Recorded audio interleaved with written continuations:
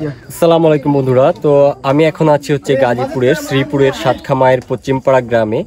আর এটা হচ্ছে একটা কমলা বাগান। তো আমার সাথে আছে সবুজ ভাই, ওনাকে অনেকেই চিনেন কারণ এই বাগানটি খুবই জনপ্রিয় একটি বাংলাদেশের বর্তমান সময়ে যতগুলা কমলা বাগান বাণিজ্যিকভাবে চাষ হচ্ছে তার মধ্যে এটা একটি অন্যতম।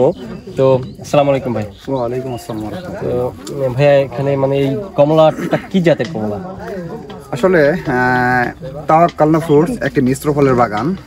এখানে দুই প্রজাতির কমলা রয়েছে। আসলে কমলা দিয়ে কিন্তু আমাদের একটা প্রচার, আর দেশব্যাপী এটা নিয়ে একটা সাড়া পড়েছে।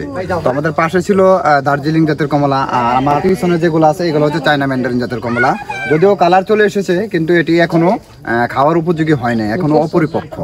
এটা হয়তো এই মাসের শেষের দিকে খাওয়ার উপযোগী হবে। এই মাসের শেষের দিকে? জি। তো যারা হচ্ছে কেনার জন্য বা খাওয়ার জন্য আসে তারা এই মাসের শেষে আসলে পাবে।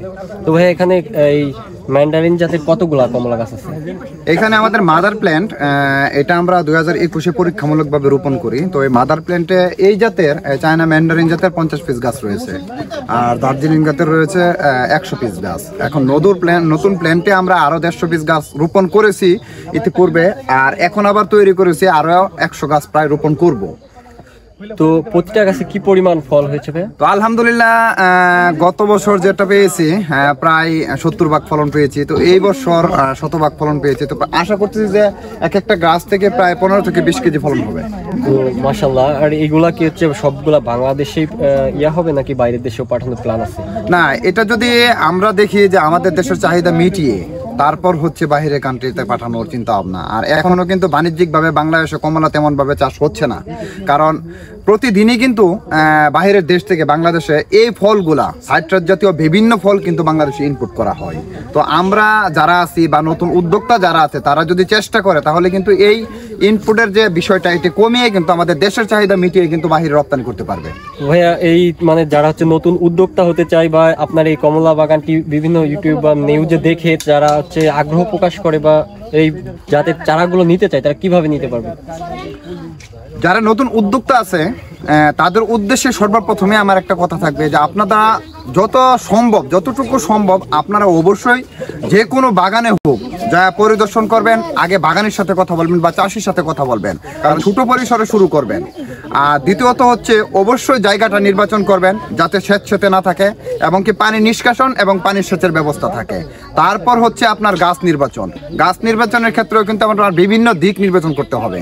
তারপর আপনার নতুন করে শুরু করবেন। অবশ্যই অনুরোধ থাকবে চাষি বা উদ্যোক্তার সাথে কথা বলে তারপর শুরু করবেন, কারণ ইদানিং দেখা যাচ্ছে যে অনেক ভাই বা বন্ধুরা ইউটিউবে দেখে কিন্তু বাগান করে কিন্তু প্রতারিত হচ্ছে বা রাস্তায় নেমে যাচ্ছে। কিন্তু এটা যেন আমরা না করি, মানে আগে হচ্ছে আপনার পূর্ণাঙ্গ জ্ঞান নিয়ে তারপরে। জি জি জি। তো ভাইয়া যদি কেউ মানে নতুন উদ্যোক্তা হতে চায় আর আপনাদের কাছে আসে প্রশিক্ষণের জন্য, তো আপনার কি প্রশিক্ষণের কোনো ব্যবস্থা?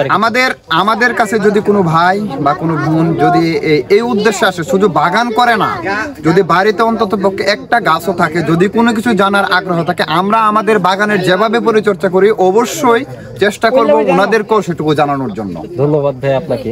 তো বন্ধুরা, এই বাগানটি আসলে আপনাদেরকে ঘুরে দেখালাম এবং হচ্ছে যে বাগানের কর্তৃপক্ষ তার সাথে কথা বলে আপনাদেরকে বিভিন্ন গুরুত্বপূর্ণ তথ্য দেওয়ার চেষ্টা করলাম। আর এই বাগানটি যারা হচ্ছে পরিদর্শনের জন্য আসবেন তারা হচ্ছে আসলে এখন এই কমলাগুলো খেতে পারবেন না, বাট হচ্ছে আরো 10 থেকে 15 দিন পরে এগুলা হারভেস্ট করা হবে, তখন খাওয়া যাবে। কিন্তু যদিও পরিপূর্ণ কালার চলে এসেছে। তো সবাই ভালো থাকবেন, সুস্থ থাকবেন। আসসালামু আলাইকুম।